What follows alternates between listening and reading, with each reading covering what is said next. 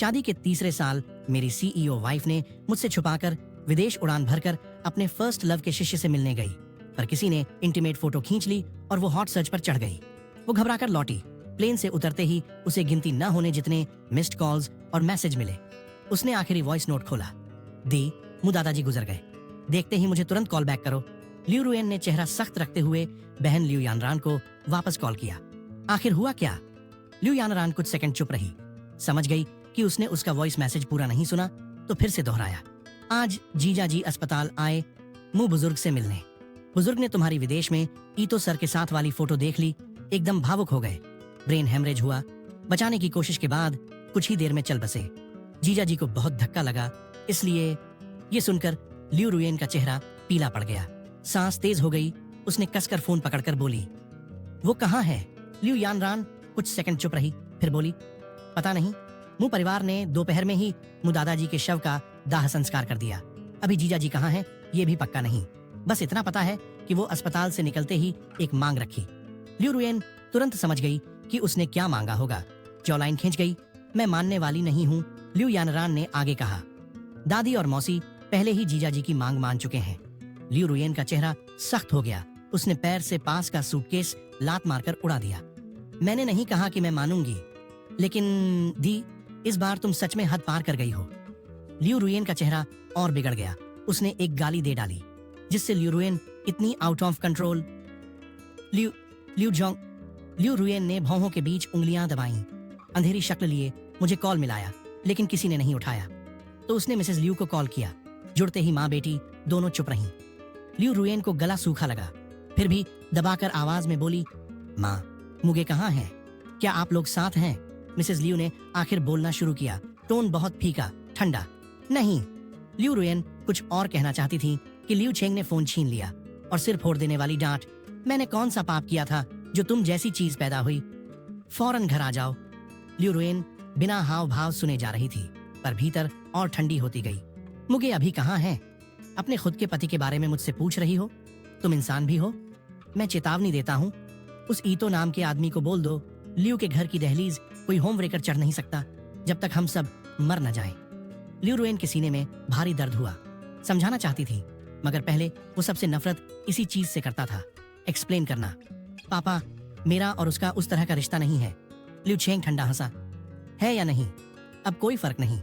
मुगे की बस एक मांग है, तलाक। अगर जरा भी जमीर है तो उसे आजाद कर दो। लियू रुएन ने तलाक सुना तो पीठ तन गई, मुट्ठियां भींच गईं। मैं उससे अलग नहीं होंगी।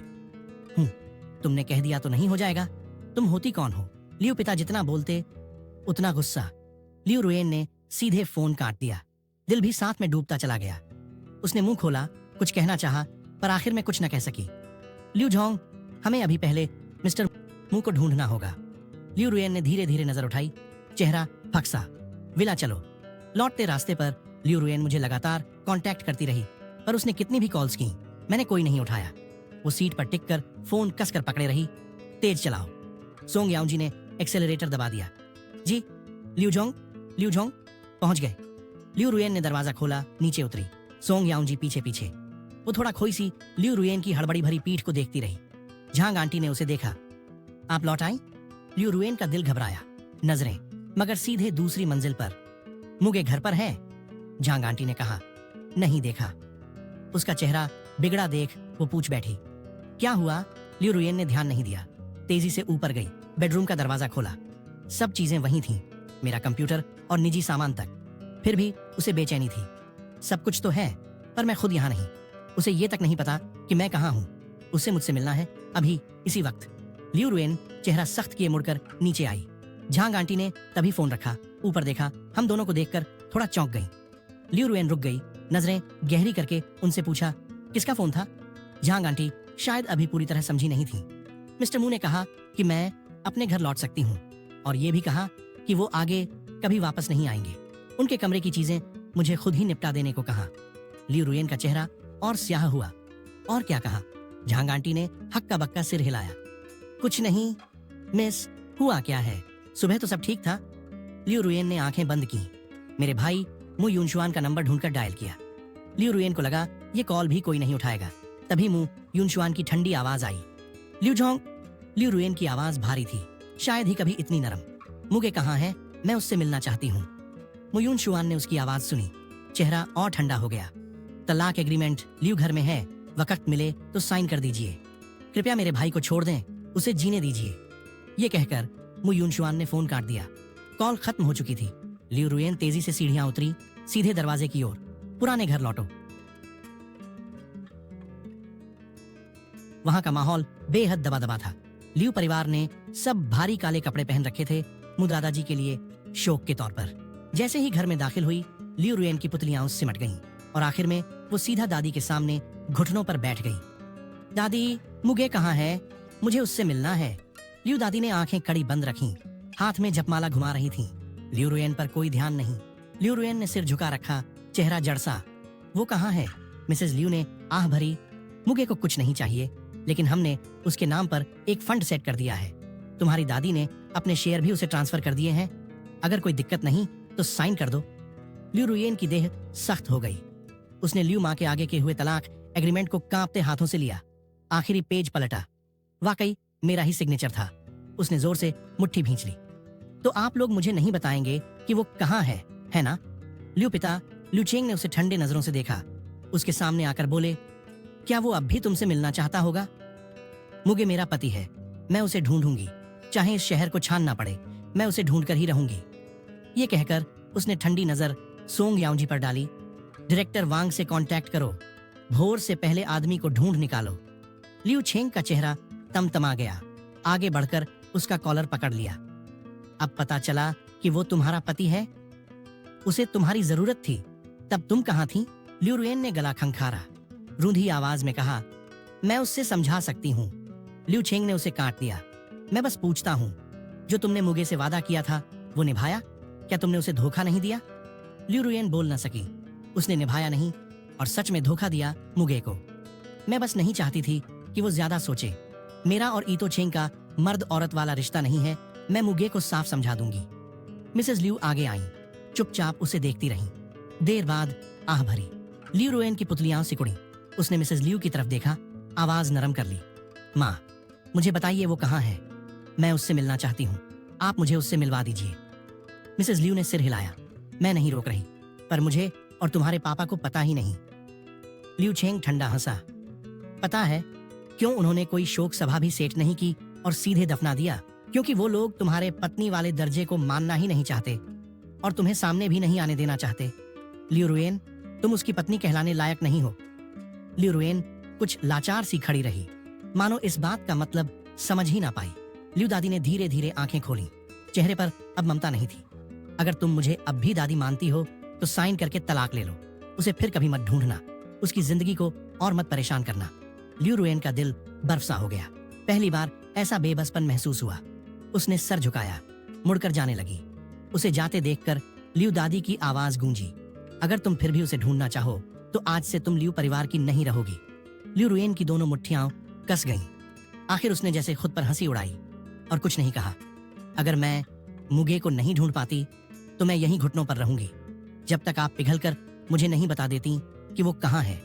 लियू रुएन को भी समझ आ गया, उसे दादी ने ही कहीं छिपाया है। लियू दादी ने पोती को एक नजर देखा और उठ खड़ी हुई। मिसेस लियू जाकर उन्हें संभालने लगी। लियू छेंग ठंडी हुंकार भरकर कमरे में लौट गया। बड़े से विला में नौकर चाकर पहले ही हट गए थे। बस जमीन पर घुटनों के बल लियू रुएन और बगल में खड़ी सोंग याओजी बची थीं। असिस्टेंट सोंग याओजी ने दांत भींचे और साथ में घुटनों पर बैठ गई। Liu Zhong. लियू रुएन ने आंखें नीची कर रखीं। रोशनी में उसका भाव पढ़ना मुश्किल था। सोंग याओजी धीरे बोली, लियू झोंग, क्या प्राइवेटली लोगों को लगा दें कि मिस्टर मू को ढूंढें? लियू रुएन ने हल्का सा सिर उठाया, होंठ खींचे। दादी ने खुद इंतजाम किया है, ढूंढा नहीं जा सकेगा। सोंग याओजी सुनकर चुप पड़ गई। तो आप सच में ऐसे ही घुटनों पर रहेंगी? लियू रुएन के दिमाग में मु दादाजी का चेहरा उभर आया। दोनों मुट्ठियां भींच लीं, खुद पर कड़वा सा मुस्कुराई। हाँ, घुटने टेकना चाहिए। असिस्टेंट सोंग याओजी ने दांत भींचे। तो मैं यहीं आपके साथ रहूंगी। लियू रुएन ने धीरे से आंखें बंद की। आवाज भर्रा गई, थकान और बेबसी टपक रही थी।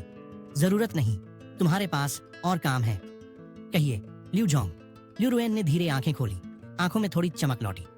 फोटो के बारे में पता करो। सोंग याओजी तुरंत उठी। हाँ लियू जोंग, मैं अभी क्लियर कराती हूँ। लियू रुएन चुप रही, बस हॉल में टिक कर बैठी। दिमाग में बस मेरा ही चेहरा घूमता रहा। उधर अस्पताल में मुझे जैसे एक बहुत लंबा सा सपना आया। माँ बाप और दादाजी सब जिंदा थे। हम सब मिलकर खुश खुश घूमने गए थे। पर अचानक दृश्य बदला। मैंने देखा खून से लथपथ अपने माता पिता को और शोक सभा में लेटे दादाजी को। मैं घबरा कर नींद से जागा। मेरा भाई चुचेन आवाज सुनकर झट से दरवाजा खोलकर अंदर आया। मुगे, ठीक हो? बुरा सपना देखा? तभी कमरे का दरवाजा अचानक फिर खुला। देखिए मिस्टर चू, हमारे मिस्टर मुंह जाग गए क्या? मैंने उस जानी पहचानी शक्ल की ओर देखा। वांग आंटी, आप यहाँ?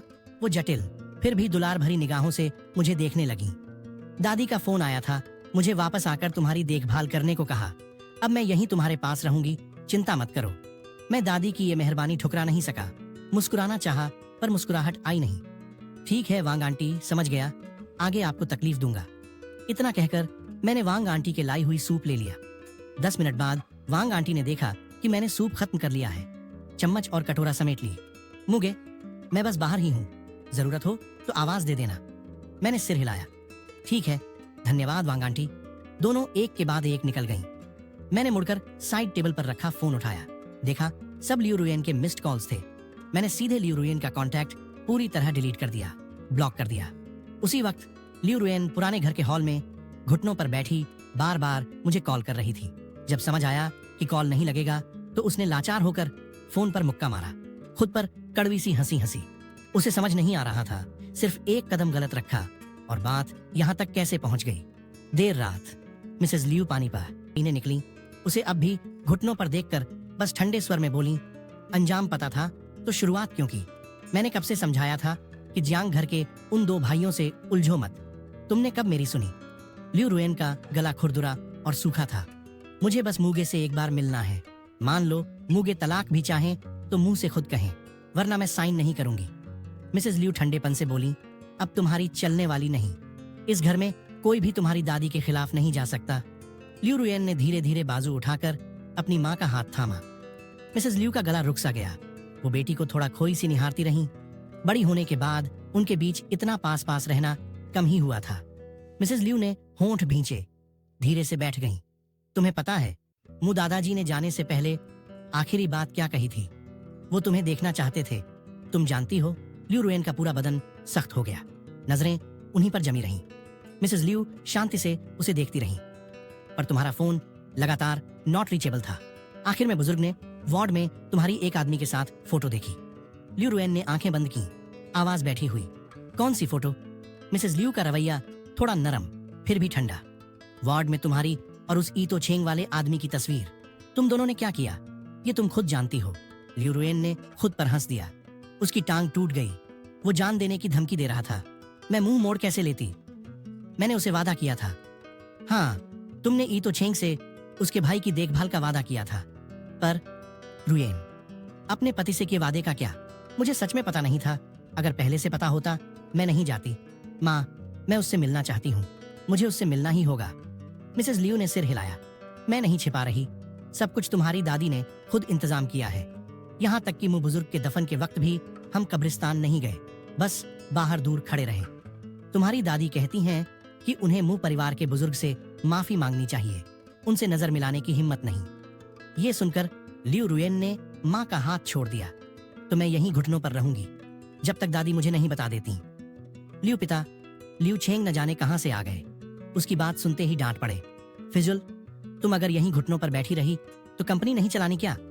लियू रुयन ने पलकों को बंद किया, चेहरा सपाट। आप है ना? लियू छेंग गुस्से से बोला। तुम्हारी माँ सही कहती है, अंजाम पता था तो शुरुआत क्यों? तभी लियू रुयन के सीने में तेज ऐंठन उठी। वो छाती का भीषण दर्द संभाल नहीं पाई। एक हाथ से फर्श सहारा लिया। मिसेस लियू घबरा गईं। तुम ठीक हो? लियू छेंग भी कुछ कदम बढ़कर झुका। मुंह से भले डांट रहा था पर आखिर बेटी ही थी। लियू रुयन का चेहरा नीला पड़ गया। माथे पर पसीने की महीन बूंदें उभर आईं। वो अचानक जोर से बोली, मैंने कहा आप लोग जाकर आराम करें। ये सुनकर लियू छेंग के चेहरे पर आई चिंता फौरन गायब हो गई। अक्ल नहीं है इसे घुटने टेकना पसंद है तो रहने दो, हम चलें आराम करने। मिसेस लियू ने मुंह खोला पर आखिर कुछ नहीं बोली, बस उसे गहराई से देखती रही। लियू रुयन एक हाथ से जमीन थामे रही। सीने में सुइयों सी पीड़ा फैलती गई। दिमाग में धीरे धीरे उस दिन का सीन उभरा जब मैं एयरपोर्ट पर उसे बोर्ड करने छोड़ने गया था। कितने दिन में लौटोगी? अगर कुछ न बदला तो 3 दिन। मैंने हल्का सा सिर हिलाया, फिर उसे गले लगाया। ठीक है, मैं घर पर तुम्हारा इंतजार करूंगा। उसने मेरे सिर पर हल्के हाथ फेरे, होठों पर मुस्कान आई। पहली बार बिजनेस ट्रिप पर जा रही हूँ और हस्बैंड छोड़ने आया है, काफी अच्छा लग रहा है। भले ये उसने जिद से मनवाया था। प्लेन में चढ़ने ही वाली थी कि वो मुड़ी, मुझे देखा। मैं वहीं खड़ा उसे देख रहा था। मुझे अचानक हैचिंग जाने का मन नहीं किया। मैंने बगल में खड़ी असिस्टेंट सोंग याओजी से कहा, मुझे थोड़ी रिग्रेट हो रही है। सोंग याओजी बोली, किस बात की? ल्यू जोंग, हैचिंग की ब्रांच मुझे खोलनी ही नहीं चाहिए थी। सोंग याओजी थोड़ा सन्न रह गई, बस इतना बोली, लव वाकई डरावना है। यादें धीरे धीरे धुंधली हुई। ल्यू रुएन ने धीरे धीरे घुटनों पर शरीर सीधा किया। सच में बहुत डरावना। इसी पल उसे समझ आया कि मुगे उसके लिए कितना जरूरी है। अगले दिन सुबह मिसेस ल्यू ने दादी के कमरे के दरवाजे पर दस्तक दी। दादी थकी सी पलंग से टिककर जपमाला फेर रही थीं। वो अभी भी नीचे घुटनों पर है। मिसेस ल्यू ने सिर हिलाया। हाँ, पूरी रात हो गई। दादी ने धीरे धीरे आंखें मूंदी। उसका और उस लड़के का आखिर मामला क्या है? तुम कितना जानती हो?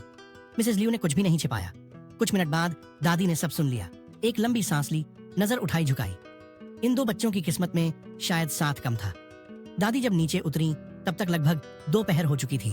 ल्यू दंपति सोफे पर इंतजार कर रहे थे। दादी को उतरते देख सब खड़े हो गए। ल्यू रुएन ने सिर उठाया, आंखें लाल। दादी, मुझे मुगे से मिलना है। आप हमें एक बार मिलवा दीजिए। दादी ठंडी रही। मुगे तुमसे नहीं मिलना चाहता, कभी नहीं। ये बात दोबारा सुनकर ल्यू रुएन की दोनों मुट्ठियां कस गईं। वो लंबे वक्त तक खामोश रही, फिर खुद पर कड़वी हंसी। तो आप मुझे उससे मिलाने नहीं देंगी, है ना? दादी की भौहें सिकुड़ी। गलती है तो माननी पड़ेगी। ल्यू रुएन के होंठ हल्के खींचे, चेहरा सपाट। मैंने माना तो है, पर मैं सामने मिलकर मानूंगी। दादी सख्त हुई। पर यह भी तो देखो, सामने वाला तुम्हें मौका देना चाहता है या नहीं, या फिर तुम बस उसे मजबूर ही करोगी। ये बात ल्यू रुएन के दिल में चुभ गई। वो हमेशा से मुगे पर अपनी मर्जी थोपती आई थी। सोचती रही कि सब कुछ कंट्रोल कर सकती है।